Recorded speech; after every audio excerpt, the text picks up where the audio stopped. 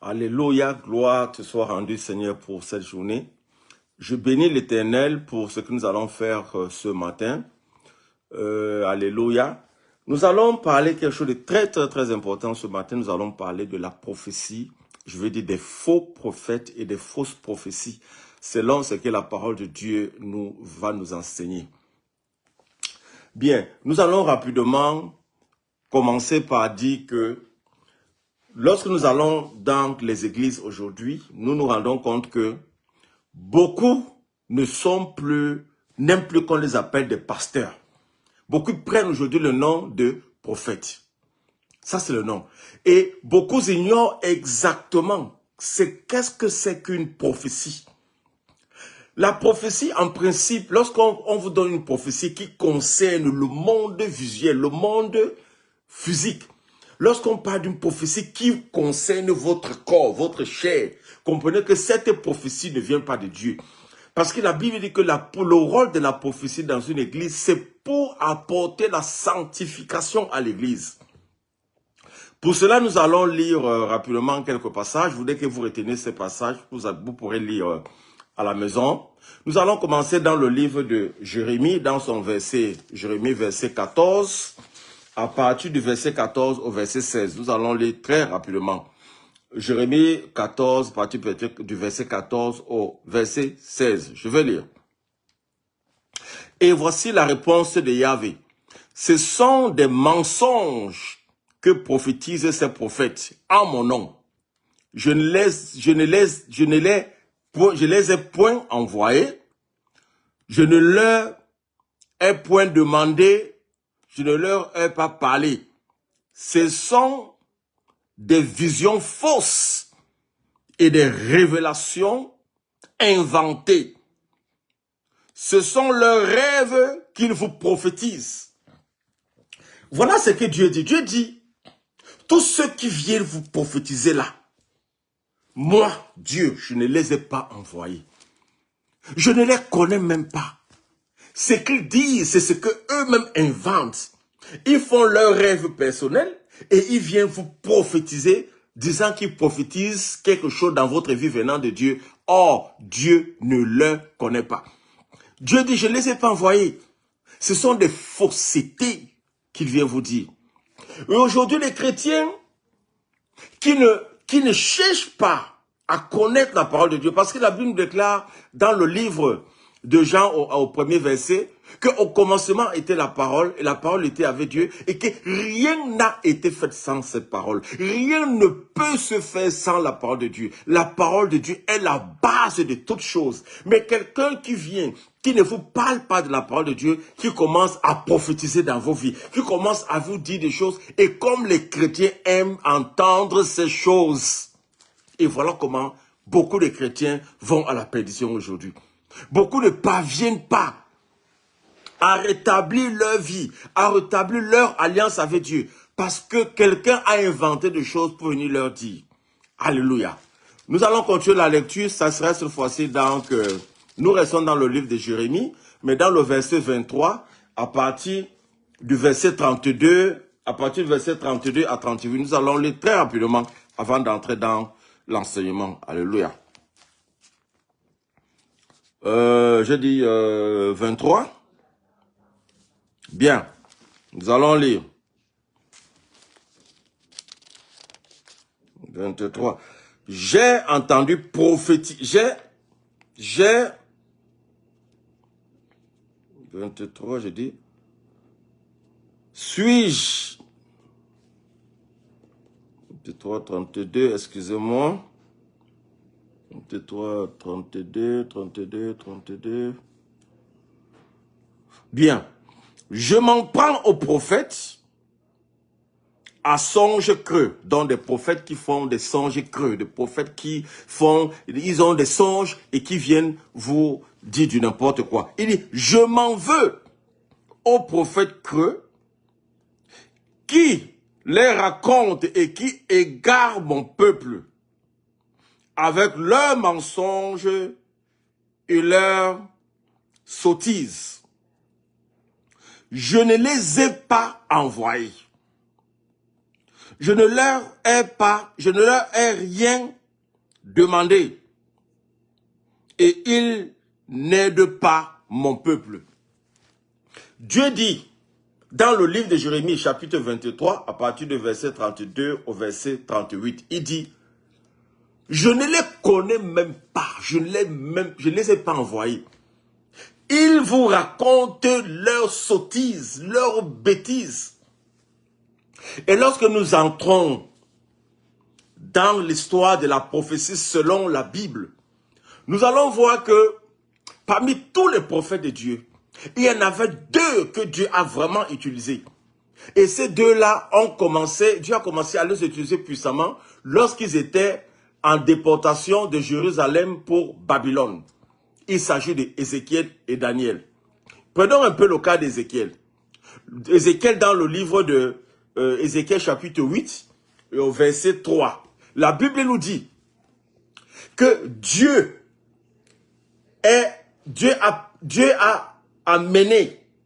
a demandé à Ézéchiel d'aller prophétiser sur les ossements desséchés. Pour savoir, et Dieu pose la question à Ézéchiel, est-ce que ces ossements desséchés peuvent-ils encore revivre? Et comment est-ce que Dieu avait utilisé Ézéchiel? La Bible nous dit ici que Dieu a pris l'esprit d'Ézéchiel. Qu'est-ce que ça veut dire? Ça veut dire que on pouvait entrer dans la chambre d'Ézéchiel, on pouvait le trouver couché dans son lit, mais c'est son esprit qui est allé dans le monde invisible et aller voir ce dont Dieu parlait. Et il prophétise dans le monde de l'invisible, pas dans le monde physique. Et ce que nous voyons aujourd'hui est totalement différent. Alléluia. Lorsque vous venez à l'église, le pasteur ou le prophète ne vous dit rien de la parole qui est la base de toutes choses. Il commence à vous donner le nom de votre grand-père. Il vous donne même la couleur des sous-vêtements que vous avez en vous. Il vous donne les hommes que vous avez rencontrés il y a 5 ans, il y a 10 ans. Il vous raconte les choses de votre vie et qui sont vraies, mais qui ne viennent pas de l'Esprit de Dieu. Alléluia. Je veux profiter pour parler d'un esprit qu'on appelle l'esprit familier. L'esprit familier n'est pas l'esprit de la famille, mais c'est l'esprit familier. C'est un esprit démoniaque, n'est-ce pas, qui agit avec des faux prophètes, des faux pasteurs, des faux prophètes qui font appel à cet esprit démoniaque. Et cet esprit démoniaque-là, c'est comme votre silhouette, c'est un peu comme c'est un peu comme quelqu'un qui est lié dans votre vie. C'est comme je l'ai dit, c'est comme votre silhouette, c'est-à-dire, lorsque ce faux prophète entre en contact avec les démons, le démon leur donne un ange démoniaque qu'on appelle l'esprit familier. L'esprit familier maintenant est collé à vous. Tout ce que vous faites, l'esprit familier est au courant de ça. Tout ce que vous dites, l'esprit familier est au courant de ça. Et maintenant, l'esprit familier vient prendre les renseignements de vos vies. Et va maintenant révéler ça aux faux prophètes. Pourquoi vous le voyez souvent comme ça? Oui, merci Seigneur, j'ai reçu. Oui, il commence à vous dire des choses. Vous pensez que ces choses viennent de Dieu. Or, ça vient de l'esprit familier qui est un esprit démoniaque. Alléluia. Un esprit démoniaque. La preuve en est que depuis qu'on prophétise dans ta vie, mon frère, depuis qu'on prophétise dans ta vie, ma soeur, est-ce que cette prophétie s'est déjà accomplie? Alléluia. Est-ce que cette prophétie s'est déjà accomplie? Quelqu'un va se mettre à vous raconter n'importe quoi.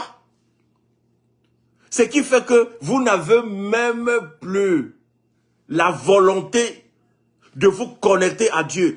Vous n'avez plus la volonté de mener une vie qui plaît à Dieu, afin que Dieu puisse agir dans vos vies. Ah, parce que quelqu'un vous a dit quelque chose qui trouble votre entendement. Quelqu'un vous a dit quelque chose qui vient de ses propres pensées. Quelqu'un vous a dit quelque chose qui vient de ses rêves. Quelqu'un vous a dit quelque chose qui vient de l'esprit familier pour vous endormir.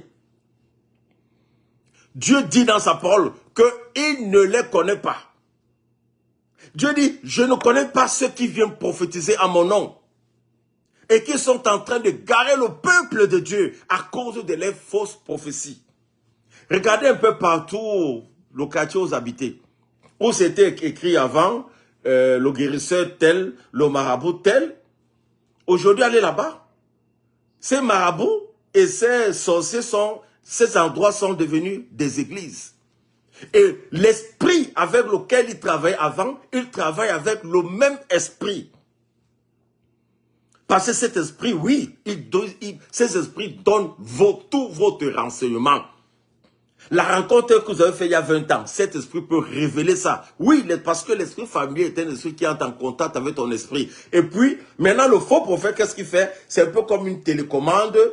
Il communique avec l'esprit familier qui lui donne vos informations. Et justement, ces informations-là sont vraies. Raison pour laquelle vous avez dit, oui, c'est vrai. Oui, prophète, c'est vrai. Oui, prophète, c'est vrai. La Bible dit que ce sont des menteurs. Ce qu'ils vous racontent sont des mensonges. Ce sont des faux rêves. C'est ce qu'eux-mêmes ont pensé, qu'ils viennent vous dire, vous donner. Et je vois comment beaucoup des enfants de Dieu vont à la perdition. Mon frère, ma soeur, allez sur TikTok. Vous allez voir. Il y a plus de 10 000, 20 000 prophètes. Ils sont là, donnez-moi juste votre nom, je vais vous parler de vos vies. Ils vous disent de n'importe quoi. Vous voyez même la tête du prophète, vous comprenez que c'est un bandit. Mais vous êtes là rempli. Je prie que Dieu vous délivre. Que l'Éternel des armées vous délivre des faux prophètes. Parce que avoir le nom de prophète comme faisant partie de ces ministères ne vous donne pas la latitude de prophétiser. C'est un ministère qui est parmi les 5 ministères qui constituent la base, la force d'une assemblée. Vous pouvez ne pas être prophète et être dans le mouvement spirituel, c'est-à-dire lorsque l'Esprit de Dieu bouge. Il y a ce qu'on appelle l'onction prophétique. L'onction prophétique peut descendre et peut vous toucher, vous qui êtes venu à l'église pour la première fois, et vous commencez à prophétiser pour Dieu. C'est-à-dire Dieu vous utilise comme il a utilisé le prophète Ézéchiel. Mais lorsque vous allez dire une prophétie contre le pasteur, il va demander qu'on prie pour vous. Vous avez un esprit démoniaque. Pourtant, Dieu est en train de parler à travers vous. Alléluia. Mon frère, ma soeur, faites attention aux prophéties que vous recevez. La Bible nous demande d'examiner les prophéties. La prophétie doit être examinée. Qui est celui qui s'appelle prophète? Quel est celui qui prophétise pour vous et que vous acceptez? Vous les honorez même. Vous allez même les donner de l'argent. Vous les faites des cadeaux. Vous pensez qu'ils ont prophétisé. Or, ils vous racontent des mensonges. Ils vous disent des choses que vous-même vous voulez entendre. Et vous vous trouvez à l'aise avec ces choses. Mon frère, ma soeur, priez et invoquez le véritable Dieu. Connectez-vous avec le Dieu vivant. N'oubliez pas que votre seul enseignant, votre seul pasteur, c'est Jésus-Christ de Nazareth. C'est le seul qui a la révélation. C'est le seul qui puisse vous parler. C'est le seul qui puisse vous montrer des choses vraies. Lui-même a dit dans sa parole, malheur à celui qui se confie à un homme. Que tous ces faux prophètes-là, ce sont des hommes qui ne disent que des choses pour leur propre intérêt. Dieu dit qu'il ne les connaît pas. Dieu dit que je ne les ai jamais envoyés parler à mon nom. Je ne les connais pas. La prophétie n'a rien à voir avec le corps, avec ce qui est mortel. La prophétie est spirituelle. Alléluia. Je vous ai dit tantôt que lorsque Ézéchiel est allé prophétiser, il n'est pas allé avec son corps physique. Il est allé avec son corps astral. C'est son esprit qui est allé prophétiser. Nous allons prier. Seigneur, je te bénis pour cet instant. Je prie pour mon soeur, je prie pour mon frère, je prie pour ma soeur. Pour tous ceux qui sont baptisés des esprits fausses de la prophétie.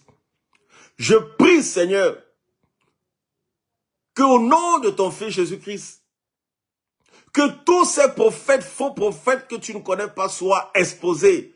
Seigneur, comme tu l'as dit qu'au dernier temps, tu vas exposer les faux. Seigneur, il est temps. Il est temps parce que ton peuple est en train d'aller à la perdition. Ton peuple est en train de perdre de chemin à cause de ces faux prophètes. Comme tu l'as déclaré dans ta parole, que parmi vous vont s'introduire des faux. Oh mon Dieu, sauve mon frère, sauve ma sœur. Brise, éternel mon Dieu, mon roi, tout esprit qui habite mon frère et ma sœur, afin de se confier à ces faux prophètes. Que ta lumière, la lumière de vie, ta lumière qui éclaire, ta lampe qui éclaire et qui ne pourra jamais s'éteindre, oh mon Dieu, habite dans le cœur de tous ceux qui veulent entendre ta voix. Seigneur, manifeste-toi dans la vie de mon frère, manifeste-toi dans la vie de ma sœur, agis puissamment.